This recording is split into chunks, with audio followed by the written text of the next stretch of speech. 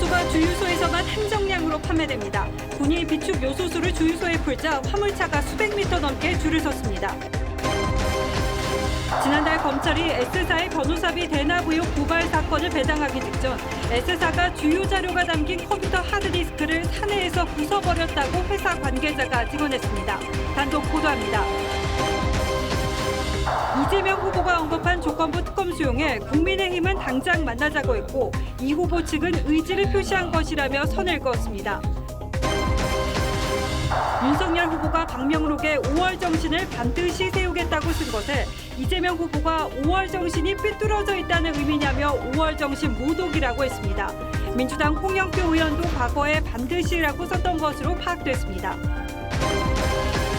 정은경 청장이 현 징계세가 지속된다면 일상회복 2단계가 어려울 수 있다며 방역 강화를 전망했습니다. 주한 미국 외교관이 운전 중 택시와 부딪힌 뒤 그대로 미군 기지로 들어갔습니다. 면책 특권이 있는 해당 외교관은 음주 측정 등 경찰 조사를 거부하고 있습니다. 가정집에서까지 출장 성매매 여성을 보낸 업주들이 무더기로 붙잡혔습니다.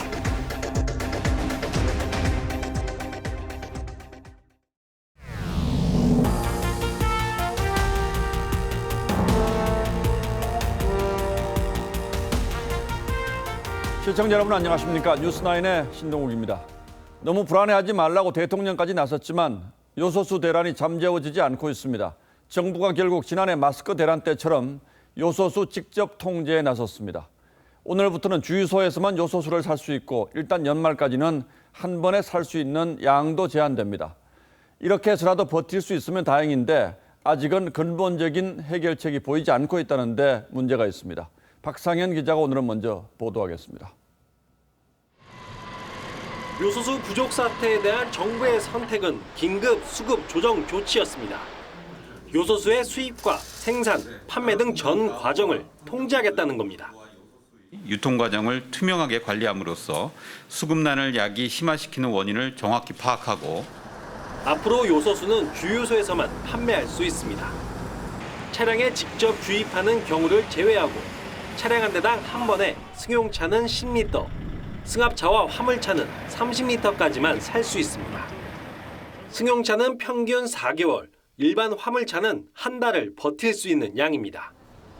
요소 수입업자는 매일 수입, 판매, 재고량을 신고해야 합니다.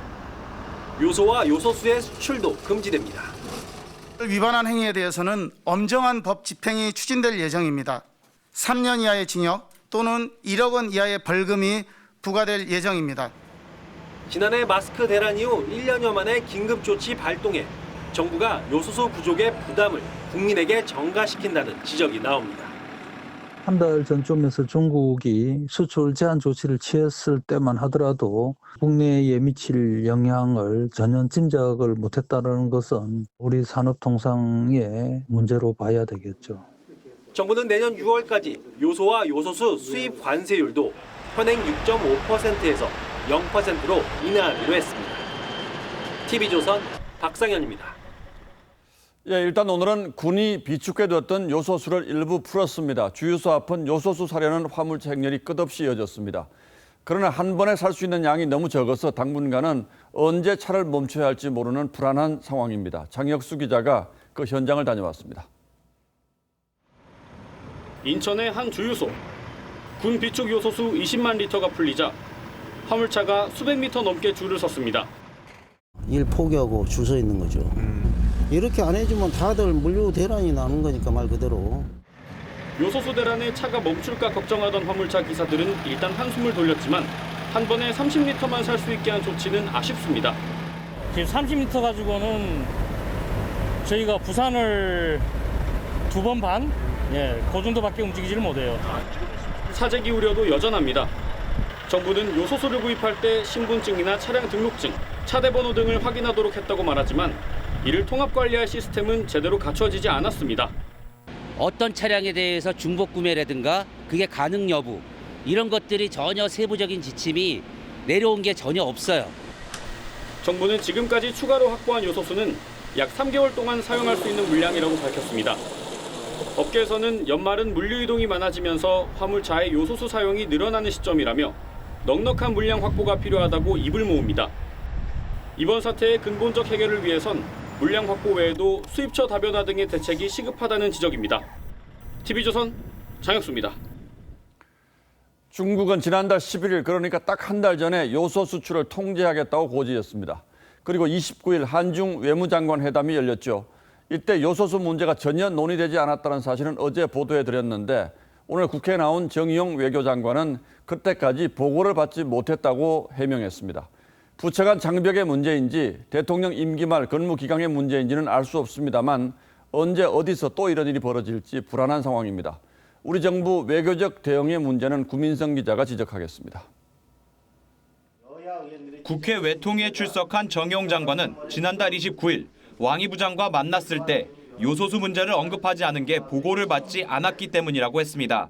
제가 사실 그 이전에 이제 출국을 했기 때문에 요소수 문제에 대한 그 상세한 내용을 보고를 받지 못한 상태였습니다. 중국이 수출 규제를 고시한 날짜가 지난달 11일. 나흘 뒤 규제를 시행했고 우리 공관이 문제를 보고한 게 지난달 21일이었는데도 왕이 부장을 만난 29일까지 사실관계조차 파악하지 못했다는 겁니다. 정 장관은 현지 공관에 책임을 돌렸고 피해를 받은 국민에게 사과도 하지 않았습니다. 주중 공간에서 하여간 조금 더 심각성을 알고 대응을 했어야 돼요. 정 장관은 왕이 부장과의 회담에서 종전선언을 주로 논의했지만 이 역시 주변국의 호응이 없어 현실적으로 어렵다고 인정했습니다. 정 장관은 또 북한의 교황 방북을 검토해보라는 의견을 전달했다며 북한의 부정적인 반응은 아직 없다고 했습니다. TV조선 구민성입니다. 이재명 후보의 측근으로 알려진 이화영 킨텍스 대표가 변호사비 대납 의혹이 불거진 S사 법인카드를 최근까지 사용했다고 어제 저희가 보도해드렸습니다. 검찰은 지난달 이 S사가 이재명 후보의 변호사비를 대납해준 의혹이 있다는 고발을 받고 사건을 배당했는데 그 직전에 S사가 사내 주요 자료를 파쇄했다는 내부 관계자의 증언을 저희 취재진이 확보했습니다. PC 하드디스크는 아예 부셔버렸다는 증언도 있었습니다. 이채연 기자가 어제 이어 단독 보도 이어가겠습니다. 지난달 7일 S사가 이재명 후보의 변호사비를 대납한 의혹이 있다는 고발장이 대검찰청에 접수됐습니다. 엿새 뒤인 13일 이 고발 사건은 서울중앙지검 공공수사 2부에 배당됐다가 초원지검으로 넘겨졌습니다. 저희가 하는 것보다는 관할이 더 그쪽에 더 맞을 것 같아서 그쪽으로 어제 이송했습니다. 그런데 검찰의 사건 배당이 이뤄지기 직전인 지난달 12일 S사 내부에서 긴박한 움직임이 포착됐습니다. 회사 최고임원 중 한 명이 특정 자료에 접속한 컴퓨터의 하드디스크를 교체하라는 지시를 내렸다고 S사 내부 관계자가 밝혔습니다. 이 때문에 지난달 중순 S사 사옥에서는 일부 직원들이 카트에 컴퓨터 하드디스크를 실어 폐기하는 일이 벌어진 것으로 전해졌습니다. 이 장면은 회사 직원 여러 명에게 목격됐으며 저장된 자료를 삭제하는 수준이 아니라 아예 하드디스크를 물리적으로 부숴버린 것으로 전해졌습니다. 파괴된 PC에는 이화영 전 의원 법인카드 사용 내역도 담긴 것으로 알려졌습니다. S사 측은 이에 대해 PC를 파괴한 일이 없다고 해명했습니다. 5손가락 아닐 테고 탑5 정도나 이제는 높은 사안들을 하시겠지 이제 저까지 그런 사람들은 모른다는 거죠. 하지만 S사 외에 그룹 본사에서도 하드디스크 파쇄 작업이 이루어졌다는 진술도 나온 상태입니다. TV조선 이채연입니다. 예, 아시는 것처럼 이 문제는 여러 가지 의혹들이 복잡하게 얽혀 있어서 아직은 그 전체 모습을 다 파악하기 힘든 게 사실입니다. 그러나 저희가 취재한 조각조각의 사실들이 갖는 의미가 결코 가볍지 않아 보인다는 게 저희 판단입니다. 이채연 기자에게 더 자세히 물어보겠습니다. 자, 이 기자 어서 오십시오. 네. 이 S사 직원들이 검찰 수사가 시작되기 전에 하드디스크를 부숴버렸다고 하는데 이 하드디스크 어떤 컴퓨터 하드디스크를 말하는 겁니까? 네, 저희가 S사의 관계자 등을 취재한 바에 따르면 직원들은 이화영 대표의 법인카드 내역 등이 담긴 컴퓨터 하드디스크와 자료들을 없앴습니다. 사내 최고위급 인사가 이들 자료에 접속한 임직원의 하드디스크를 교체하라고 지시한 데 따른 것으로 전해졌습니다. 예. 특히 일부 하드디스크는 사무실 내에서 훼손을 한 뒤에 밖으로 반출했는데 이게 상당한 소동이었는지 적지 않은 직원이 이를 목격한 것으로 알려졌습니다. 그 시점이 지난달 12일이라는 거죠. 한 달쯤 됐는데 이때 무슨 일이 있었습니까? 네, 이 해당 시점은 S사가 이재명 후보의 변호사비를 대납했다는 의혹에 대한 고발장이 대검찰청에 접수되고 또 수원지검에 배당될 이 즈음이었습니다. 이때는 S사가 변호사비 대납 의혹 보도에 대해 사실 무근이다 이런 입장문을 발표하기도 했습니다. 이 때문에 S사가 이 검찰 수사를 미리 대비해서 움직인 게 아니냐는 분석이 나오고 있습니다. 자, 그러니까 어제 보도한 이화영 대표의 법인카드 내역이 PC에 담겨 있었다는 것이고 네. 그 외에 또 어떤 자료들이 포함되어 있는지 취재된 게 있습니까?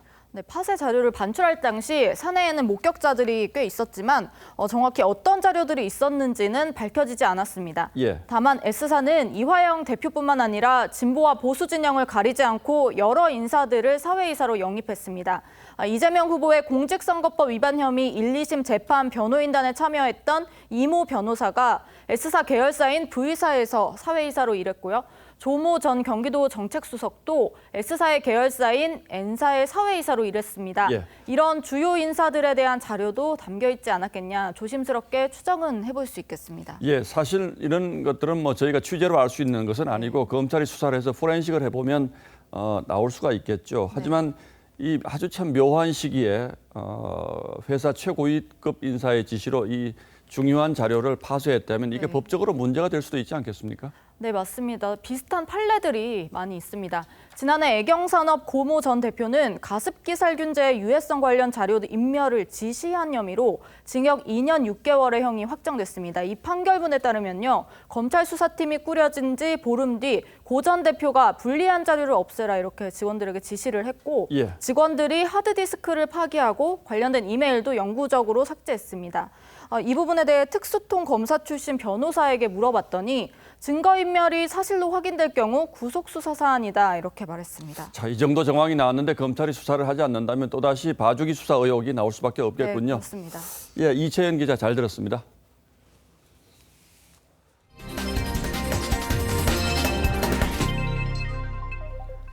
여러 조건을 붙이긴 했습니다만 이재명 후보가 특검 수용 가능성을 내비치면서 정치권 논의에도 불이 붙었습니다. 국민의힘에서 당장 논의를 시작하자고 민주당에 제의했고 민주당 역시 피하지 않겠다는 게 공식 입장입니다. 그러나 아무래도 부담스럽겠죠. 과연 민주당이 특검을 받을 가능성이 있는 것인지 먼저 이광희 기자의 보도부터 보시겠습니다. 특검 형식이든 어떤 형태로든 더 완벽한 철저한 진상규명과 이재명 후보의 발언 이후 국민의힘 김기현 원내대표는 곧장 특검 협상을 하자고 민주당에 제안했습니다. 오늘 당장이라도 여야 원내대표가 특검법 처리를 위해 만날 것을 민주당에 제안합니다. 특검을 거부하는 자가 범인입니다. 민주당 윤호중 원내대표도 협상을 피하지 않겠다고 했습니다. 야당이 연락을 해오면 협상을 피할 생각 없습니다. 되게 그렇게 이야기하고 연락을 안 하는 경우가 많아서요.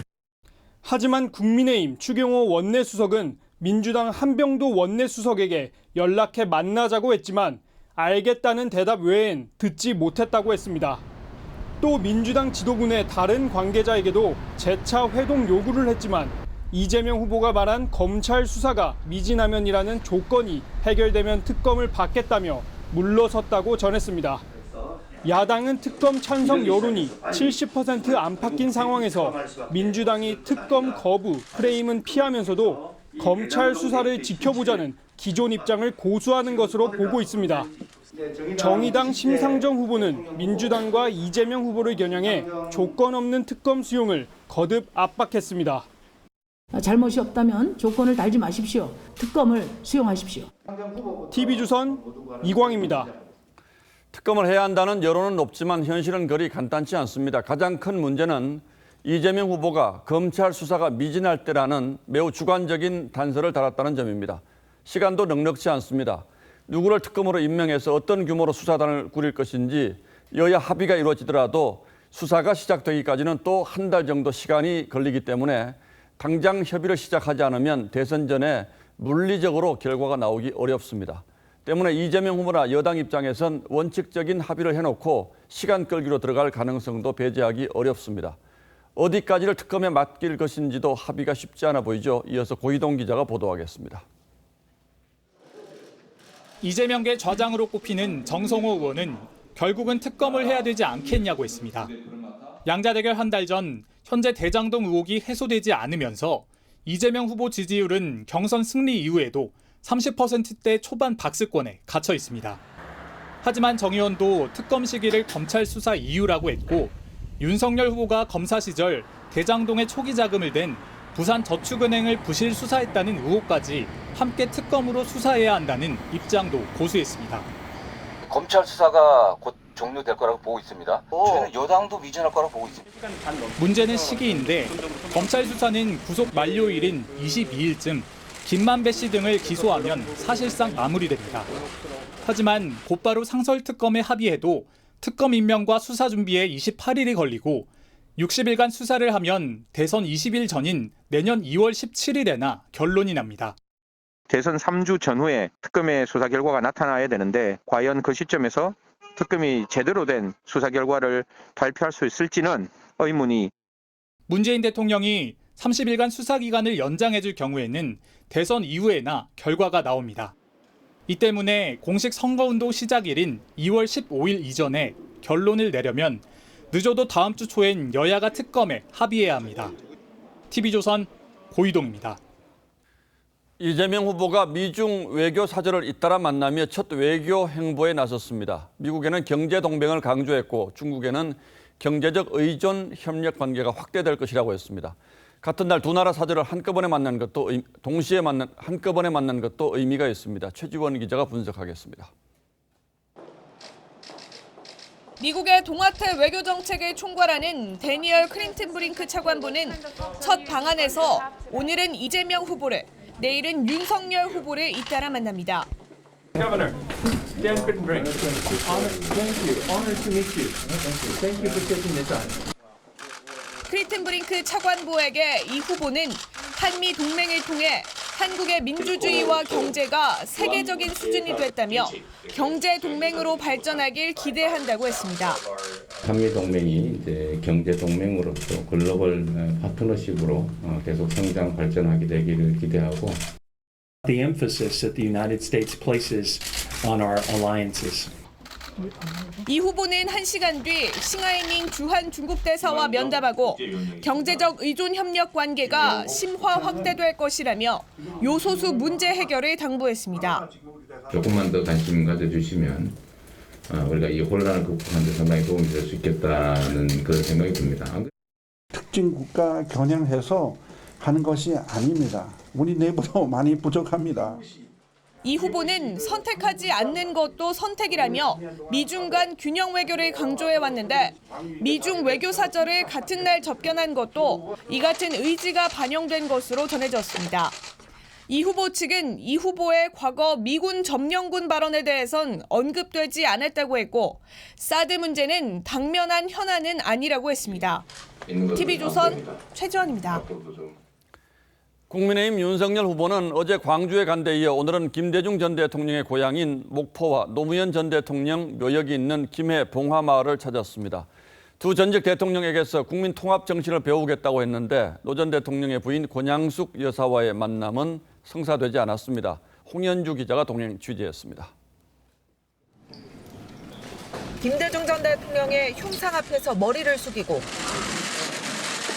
실물 크기 사진에 두 손을 내밀어 악수합니다. 목포 김대중 기념관에서 김 전 대통령의 정치 여정을 둘러본 윤석열 후보는 DJ의 통합정신 계승을 약속했습니다. 김대중 대통령 하면 민주주의 인권 대통령이 되셔가지고 자신을 힘들게 했던 분들을 다 용서하고. 기념관 밖에서는 윤 후보 방문 찬반 집회가 동시에 열려 한때 갈등을 빚었지만 목포 방문 반대한다. 목포 곁을 윤석열 정권 교체 윤석열. 윤 후보는 자신을 비판하는 이들도 존중한다고 했습니다. 제가 차기 정부를 맡게 되더라도 저를 반대하는 분들에 대해서도 다 포용하고 광주와 목포에 이어 이곳 김해 봉하마을에 도착한 윤 후보는 노무현 전 대통령 묘역에 참배하며 국민 통합을 실천하겠다는 의지를 강조했습니다. 세 차례 분양하고 묘역 앞에서 묵념한 윤 후보는 방명록에 다정한 서민의 대통령 보고 싶습니다라고 적었습니다. 소탈하고 서민적이면서 어떤 그 기득권과 그 반칙 특권 이런 것과 많이 싸우셨습니다. 권양숙 여사는 예방하지 않았는데 윤 후보 측은 요청했지만 일정이 맞지 않았다고 설명했습니다. TV조선 홍윤주입니다. 자, 그럼 코로나 뉴스로 이어가겠습니다. 위드 코로나 전환 이후 위중증 환자 같은 주요 방역 지표들이 연일 나빠지고 있습니다. 여기서 상태가 더 나빠지면 다음 달 13일로 예정된 일상회복 2단계에 못 갈 수도 있다고 정부는 경고했습니다. 마음은 갈수록 풀려가는데 상태는 반대로 나빠지고 있어서 위드 코로나 지속 가능성에 황색불이 들어왔습니다. 서영일 기자가 보도합니다. 오늘 오후 서울의 한 식당. 음식을 기다리는 손님들이 마스크를 벗은 채 얘기합니다. 음식을 먹을 때만 제외하고 마스크를 써야 하는데 지키지 않은 겁니다. 아예 마스크를 쓰지 않은 손님도 눈에 띕니다. 한 식당 주인은 손님들이 화장실에 가거나 계산을 하러 올 때 마스크 안 쓴 모습이 익숙해졌다고 말합니다. 아예 여기 테이블에 놓고 오신 다음에 요지 이렇게 빼가지고 이렇게 하시면서 하시는 분들도 많아요. 위드 코로나가 된 지 11일째. 방역 의식이 예전보다 느슨해진 게 아니냐는 우려가 곳곳에서 제기됩니다. 21년도, 20년도 후반기부터는 좀 그런 수칙들이 잘 안 지켜진다고 좀 생각이 듭니다. 이런 가운데 11월 들어 국내 코로나 방역 강도가 G20 국가 중 최하위권으로 떨어졌다는 한 글로벌 통계기관의 조사 결과가 나왔습니다. 방역 당국은 다음 달 13일로 예정된 일상회복 2단계 전환이 어려울 수도 있다고 보고 있습니다. 1단계를 지속하거나 아니면 조치를 강화할 수 있을 것 같습니다. 오히려 방역 수위를 지금보다 더 높이는 방안도 배제할 수 없는 상황입니다. TV조선 서영일입니다. 예, 가장 심각하고 큰 문제는 위중증 환자가 계속 늘고 있다는 점입니다. 병상은 넉넉한지 어디까지 버틸 수 있을지 따져보겠습니다. 자, 최원희 기자, 위중증 환자가 오늘도 최다 수치를 기록했다고요? 네, 오늘 0시 기준 국내 코로나 위중증 환자 수는 어제보다 13명 늘어난 473명입니다. 연일 최다인데요. 엿새 연속 400명대로 위드 코로나 이후 증가세를 보이고 있습니다. 1일 사망자도 21명으로 열흘째 두 자릿수입니다. 상황이 심상치 않은 것 같은데 정부가 감당할 수 있는 위중증 환자는 얼마나 됩니까, 그럼? 그동안 정부는 중환자실 운영에 큰 문제가 없는 위중증 환자 수를 500명으로 설명해 왔습니다. 이 기준대로라면 턱 밑까지 온 건데요.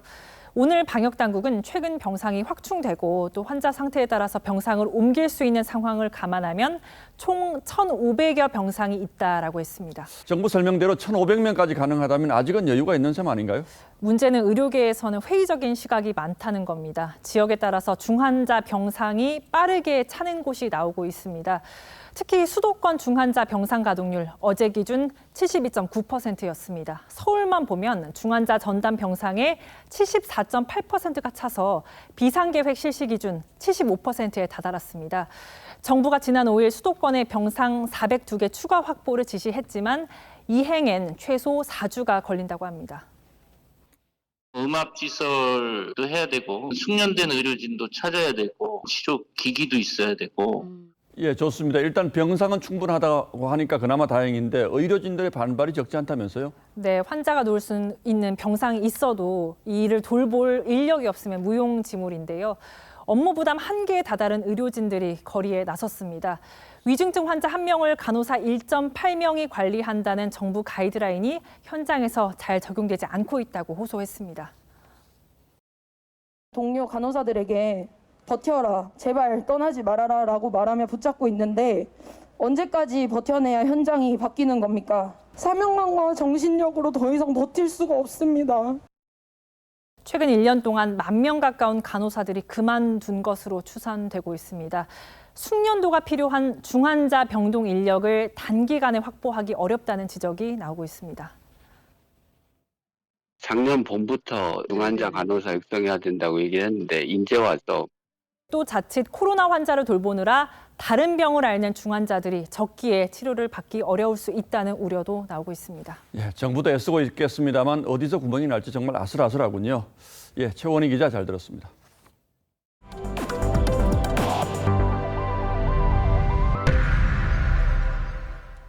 주한 미국 대사관 소속 외교관이 택시와 접촉 사고를 낸 뒤 그대로 미군 기지로 들어갔습니다. 해당 외교관은 면책 특권을 내세워서 출동한 경찰의 조사 요구도 거부했습니다. 송민성 기자입니다. 어제 오후 5시 40분쯤 꽉 막힌 남산 3호터널 부근 3차로를 달리던 택시 왼편으로 검은색 SUV 차량이 끼어듭니다. 놀란 택시기사가 경적을 울려보지만 뒷범퍼를 부딪힌 뒤 앞서가기 시작합니다. 화가 난 택시기사가 차에서 내려 문제를 제기했지만 SUV 차량은 그대로 떠났습니다. 저 도망가네. 가해 차량 운전자는 30대 미국인 남성 A씨로 주한 미국 대사관 소속 서기관급 외교관이었습니다. A씨 일행은 택시와 부딪힌 뒤에도 아무런 조치를 취하지 않고 800여 미터를 더 주행한 뒤 미 대사관 관사가 있는 이곳 미 8군 출입구 쪽에 도착한 뒤에야 멈춰섰습니다. 이거 뺑소니 차량이에요, 뺑소니.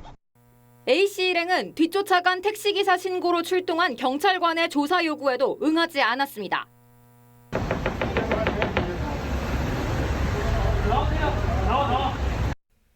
주한 미국 대사관 측은 이번 사건과 관련한 언론 보도 내용에 동의하지 않는다며 수사 종결 전까지 추가 해명을 자제하겠다고 했습니다. 외교부는 불법 행위에 대해선 엄중 대처하겠다고 했고 경찰은 미 대사관과 조율해 사고 경위를 파악할 예정입니다. TV조선 송민선입니다. 도로에서 경찰차가 보이면 순간 교통법규 잘 지키시는 분들 많으시죠? 그래서 경찰이 겉보기에 그냥 일반 승용차와 다를 바 없는 암행 순찰차를 도입했습니다. 저희 기자가 이 차량을 타고 단속 현장을 한번 둘러봤습니다. 위법 운전자가 수두룩했습니다. 노도일 기자입니다. 유턴 신호가 켜지기도 전 불법 유턴을 하는 트럭. 승용차 한 대가 따라붙더니 정차 지시를 내립니다. 우측으로 정지하세요. 일반 승용차로 교통 단속을 하는 암행 순찰차입니다.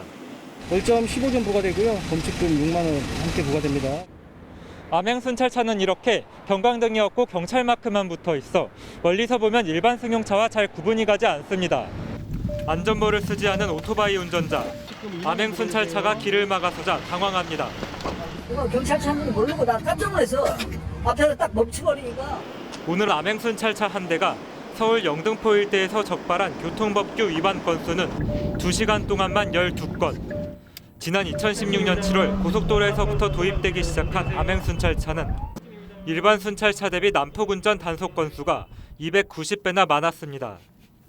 이에 경찰은 올해 초부터 고속도로뿐만 아니라 전국 시내 도로 단속에도 암행순찰차 도입을 점차 확대해왔습니다. 언제 어디서나 단속될 수 있다는 시민들의 경각심 제고에 기여할 수 있지 않을까. 경찰은 다음 달부터 속도 측정 장비를 단 암행 순찰차도 도입해 과속 운전에 대한 암행 단속도 나설 계획입니다.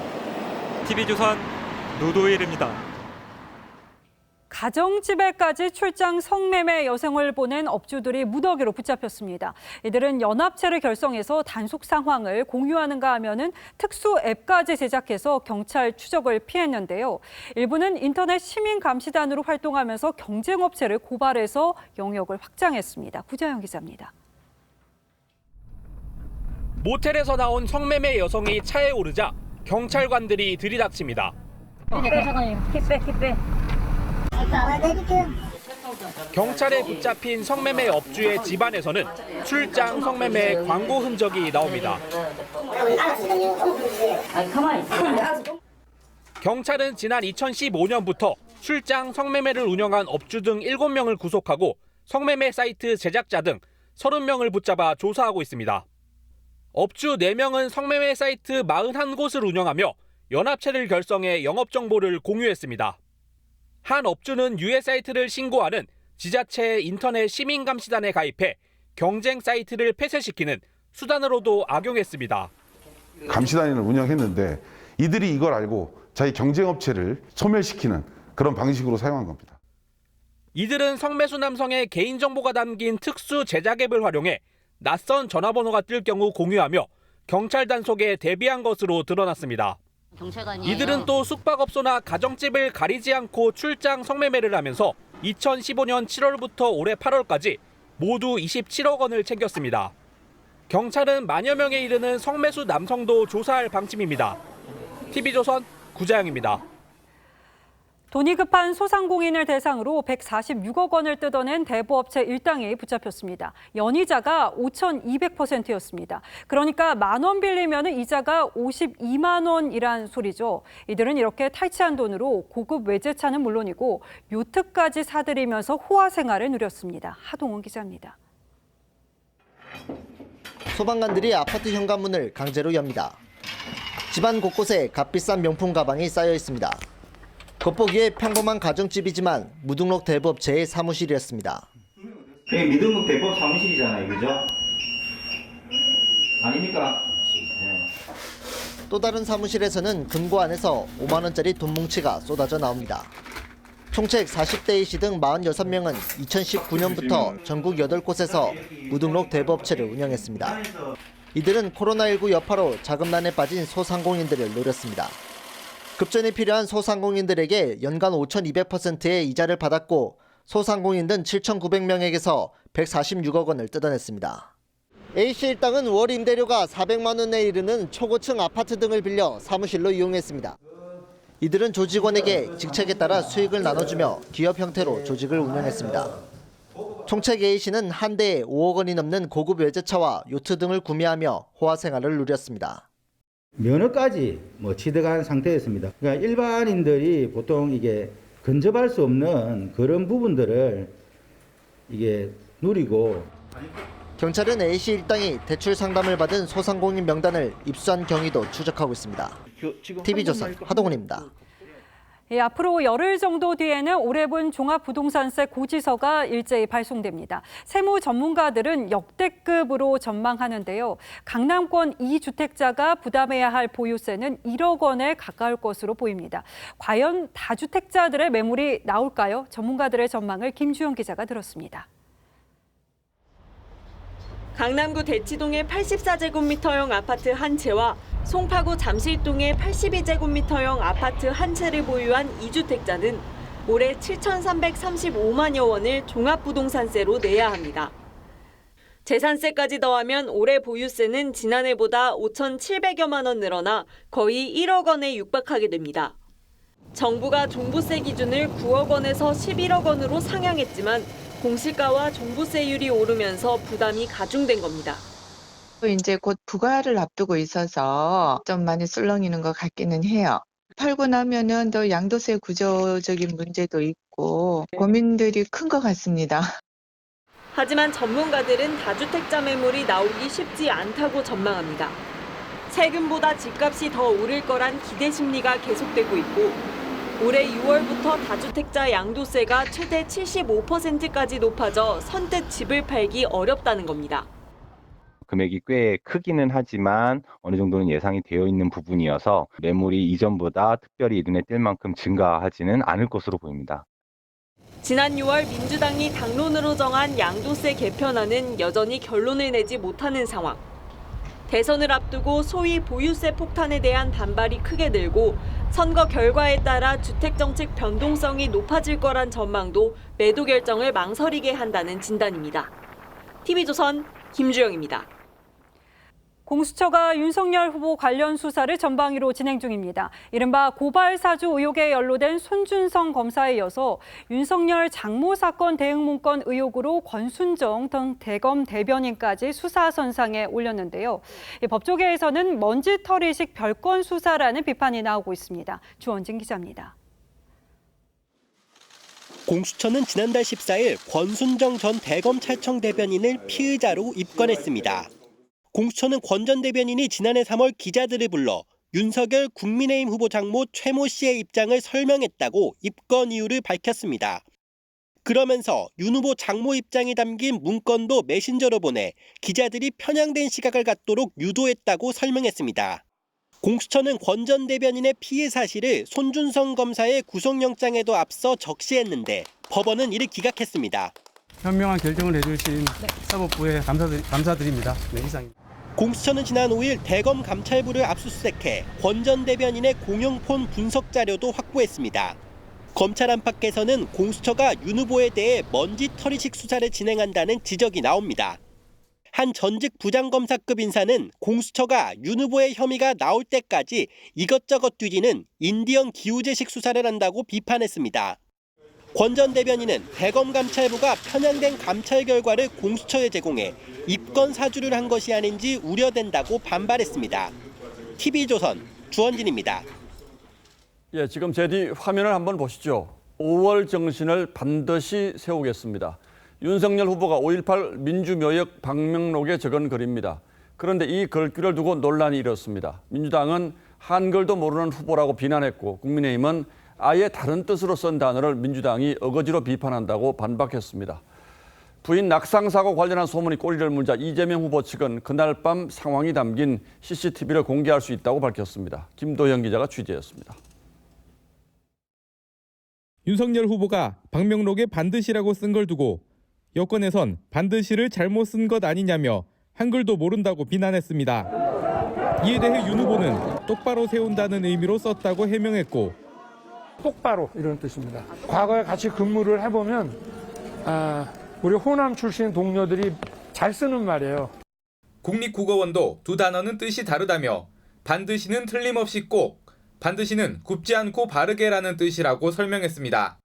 그러자 이번엔 이재명 후보가 반듯하게라는 의미라면 5월 정신이 비뚤어져 있다는 뜻이냐며 사과하라고 했습니다. 하지만 국어학자들은 과도한 해석이라고 지적합니다. 그런 걸 떠나서 그냥 앞으로도 계속 그렇게 자기는 세우겠다 이렇게 하기에는 또 그것도 맞는 말이에요. 앞서 지난 4월 민주당 당대표에 출마한 홍영표 의원도 방명록에 민주주의를 반드시 지키겠다고 썼습니다. 이런 가운데 이재명 후보 측은 불화설과 관련한 루머를 생산 유포한 자에 대한 고소 고발 등 강경 대응 방침을 밝히고 부인 김혜경 씨 낙상 사고 관련 CCTV와 119 이송 기록 등 자료를 공개할 수 있다고 했습니다. TV조선 김도영입니다.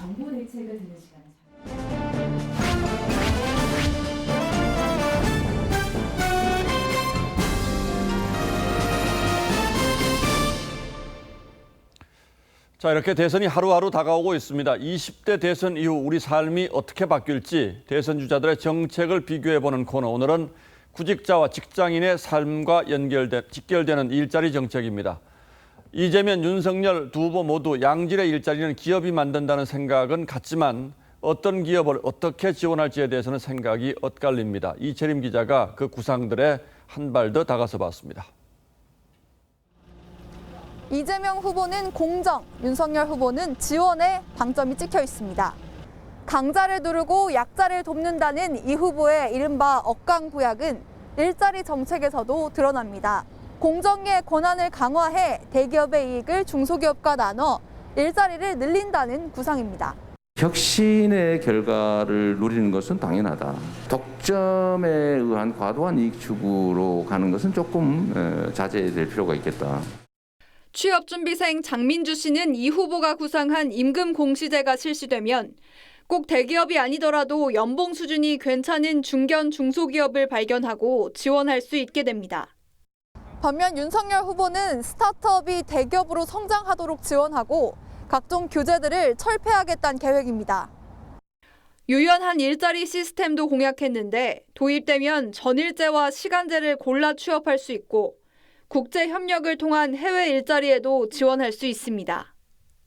모든 정책 목표를 양질의 일자리 창출에 맞추어 산업, 교육, 노동, 복지 등 제반 경제사회 정책을 통합하고 계약직 신국민 씨 처우는 누가 당선돼도 개선될 수 있습니다. 이 후보는 비정규직 공정수당을 지급해 고용 불안정을 보상한다는 생각이고 윤 후보는 연공서열제에서 직무급제로 임금 체계를 개편해 정규직, 비정규직 임금 차이를 좁히겠다는 구상입니다. 정부가 공공부문 중심으로 일자리를 늘려왔는데 문제점이 많이 제기가 됐잖아요. 결국은 원칙으로 돌아가서 민간 부문에서 일자리 창출 동력을 얼마나 많이 확보할 것이냐. 정의당 심상정 후보는 정부 예산으로 지자체별 일자리 보장센터를 구축하겠다고 공약했고, 국민의당 안철수 후보는 초격차 과학기술 확보로 삼성 같은 대기업 5개 이상을 만들겠다고 했습니다. TV조선 이채리입니다. 앞으로 4년 후면은 교통 정체를 피해서 드론을 타고 공항으로 가는 시대가 열립니다. 지난해에는 쌀포대를 싣고 드론이 날았었는데 이제는 직접 사람이 드론을 타는 시연이 가능해질 정도로 기술이 발전했습니다. 지선우 기자가 현장을 다녀왔습니다. 승객이 탄 드론이 18개의 프로펠러를 돌려 수직으로 날아오릅니다.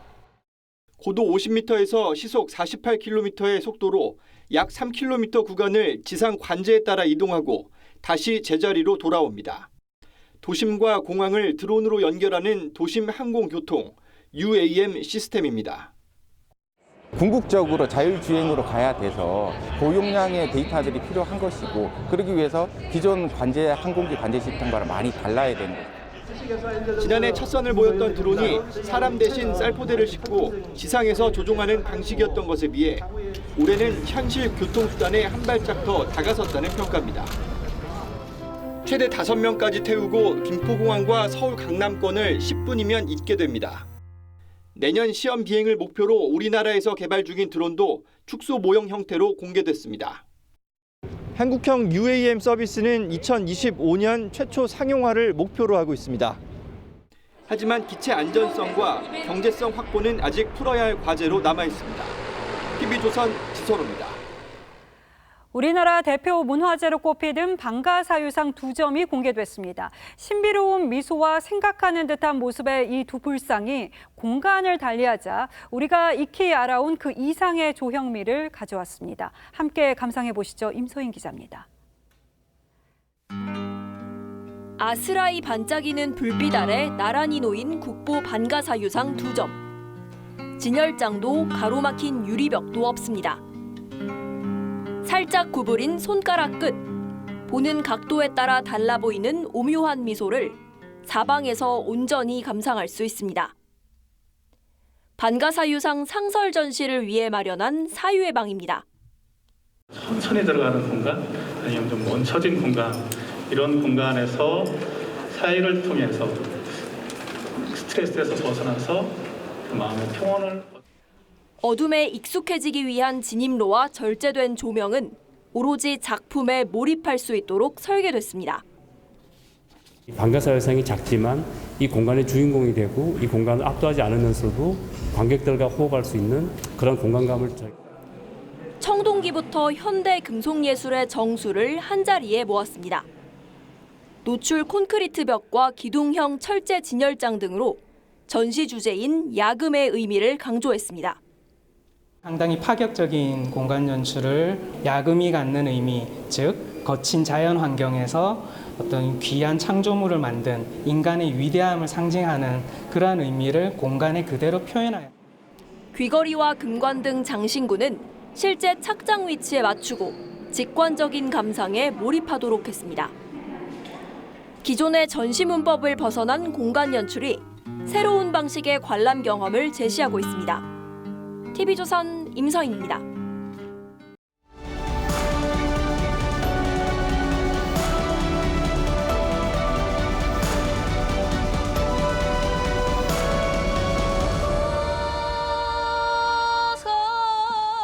몽골 여인이 구슬픈 노래를 부르며 낙타를 쓰다듬어 줍니다. 악사가 곁에서 현악기인 마두금의 선율을 들려줍니다.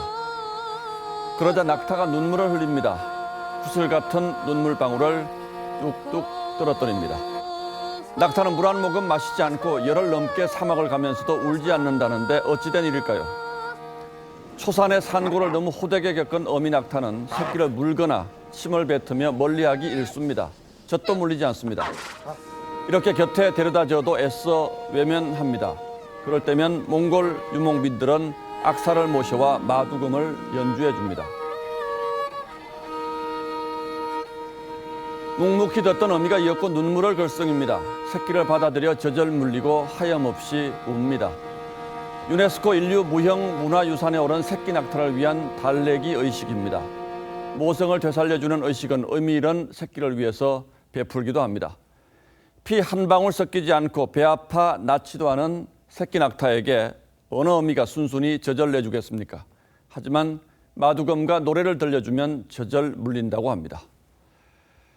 자녀들 몸에 상처를 내 보험금을 타낸 중년 부부가 실형을 선고받았다는 소식이 엊그제 전해졌습니다. 이들에게는 7자녀가 있습니다. 전 남편 사이에서 3을 낳고 지금 남편과 결혼해 4을 낳았다니까 아내에겐 7남매 모두가 피부치들입니다. 부부는 자신과 자녀 앞으로 30개 넘는 보험을 들었고 보험 사기를 벌였습니다. 아내는 학교 간다는 아이를 붙잡아 못 움직이게 하고 남편은 상처 내기를 8차례, 1,000만 원 넘는 보험금을 타냈습니다. 그러고도 법정에서 자녀를 거짓말쟁이로 몰았다고 합니다. 이렇게 끔찍한 얘기를 전하는 제 스스로가 참담할 뿐입니다. 엄마이기를 포기한 엄마들이 이절만 하면 이렇게 또 불거지곤 합니다. 딸인 줄 알았던 아이가 동생이었고 손녀인 줄 알았던 그 아이가 딸이었다는 구미 사건의 전무 앞에서 모두가 할 말을 잃었던 게 올 봄이었습니다. 두 인간에게 버려져 빈집에서 어둠과 공포, 배고픔에 숨져간 아이를 생각하면 지금도 가슴이 턱 막힙니다. 아무리 세상이 각박해졌다 해도 모성까지 이럴 수는 없는 일입니다. 피 한 방울 섞이지 않은 새끼에게도 젖을 내주는 어미 낙타를 생각하면 또 정인이를 떠올리지 않을 수 없습니다. 낙엽이 떨어지고 이제 곧 한 해가 저물어 갈 겁니다. 정치판의 아우성이 우리 사회를 뒤덮어 우리 이웃 그늘진 곳의 그림자가 더 깊어져 가고 있습니다. 우리 모두를 위한 마두검은 어디에 있을까요? 11월 11일 앵커의 시선은 어미 낙타의 눈물이었습니다.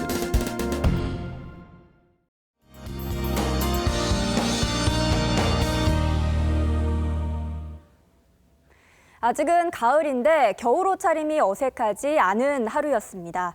날이 많이 추웠는데요. 내일은 추위가 절정을 보이겠습니다. 오늘보다 2, 3도 정도 기온이 낮겠습니다.